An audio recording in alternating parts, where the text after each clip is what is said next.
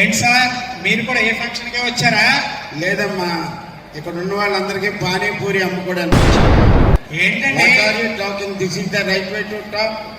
అరే, మా మిత్రుడు బలగా జనార్దన్ రావు గారు పదవీ విరమణ సందర్భంగా సన్మానాలు జరుగుతుంటే మీరు ఈ ఫంక్షన్కి వచ్చారంటే ఏంటండి? మీనింగ్లెస్ కదండి. ఏంటండి అంత కోపం తెచ్చుకుంటారు?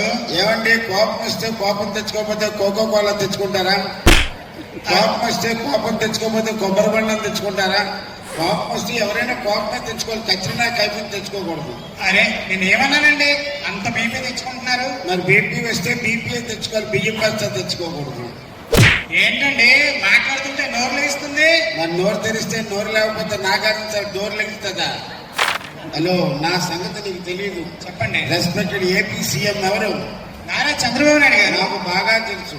ఇంకా చెప్పాలంటే రెస్పెక్టెడ్ డిప్యూటీ సీఎం ఎవరు? శ్రీ కొణిదెల పవన్ కళ్యాణ్ గారు. ఆయనతో రాత్రి ఫోన్ లో మాట్లాడే జాగ్రత్తగా ఉంది. ఏంటి, మన రాష్ట్ర ముఖ్యమంత్రి నారా చంద్రబాబు నాయుడు గారు శ్రీ డిప్యూటీ సీఎం శ్రీ కొణిదెల పవన్ కళ్యాణ్ గారు రాత్రి మీతో ఫోన్ లో మాట్లాడారా? ఎందుకు ఏమన్నారు? రాంగ్ నెంబర్ పెట్టేయమన్నారు. అది మీ ఫేస్ వాల్యూ. హలో, ఫేసుల గురించి బేసుల గురించి మాట్లాడదు. చెప్పండి. అసలు నేను ఈ ఫంక్షన్ కి బలగా జనార్దన్ రావు గారి ఫంక్షన్ కి వస్తుంటే గేటు దగ్గర అమ్మాయిలు అబ్బాయిలు ఒకటే మాట అన్నారు. ఏమన్నారు? అయ్యో బాబో, ఏమందం ఏమందం అన్నారు. హలో, మేము కూడా ఈ ఫంక్షన్ మీ వెనకాతలే వచ్చాము.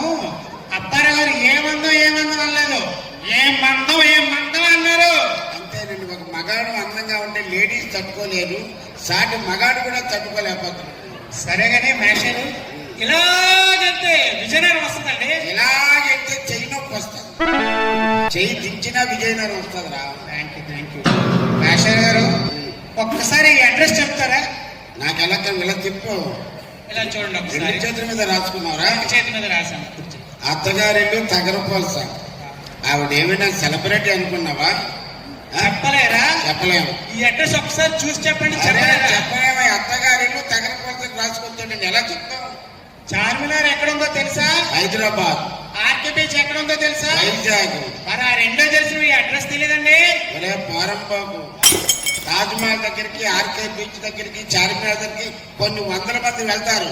మీ అత్త దగ్గరికి ఎంతమంది వెళ్తారా? ఏం మాట్లాడుతున్నావురా? సరేగా, ఎందుకు నువ్వేం చేస్తుంటావు? నేను ఏ పని చేయనండి, బోల్డ్ ఆశ్రమం ఉంది, నేను పని చేస్తాను, నాకేముంది. మరి అంతే, ఏ పని చేయను, మా ఇంట్లో పనులు చేసుకుంటున్నా. పని అంతా ఇంట్లో పనులు చేసుకుంటారంట. అంటే గిన్నెలు కడగడం మా పనులే చేసుకుంటారు, గేదెలు కడగడం మా పనులే చూసుకుంటారు, వంట చేసుకోవడం మా పనులే చూసుకుంటారు, ఎవరితో సంసారం మా పనులే చూసుకుంటారు. మరి అదే ఆలోచించాలి, ఆలోచించుకొని మాట్లాడాలి. నేను అసలే తెలివైన వాడిని, నాతో మాట్లాడినప్పుడు జాగ్రత్తగా మాట్లాడాలి. సరే గాని మన ఇద్దరం అలా రోడ్డు మీద నడుచుకుంటూ వెళ్ళాం అనుకోండి, అక్కడ ఒక 500 రూపాయల నోటు 200 రూపాయల నోటు పడింది అనుకో, మీరు ఏ నోటు తీసుకుంటారు? నేను 500 తీసుకుంటాను.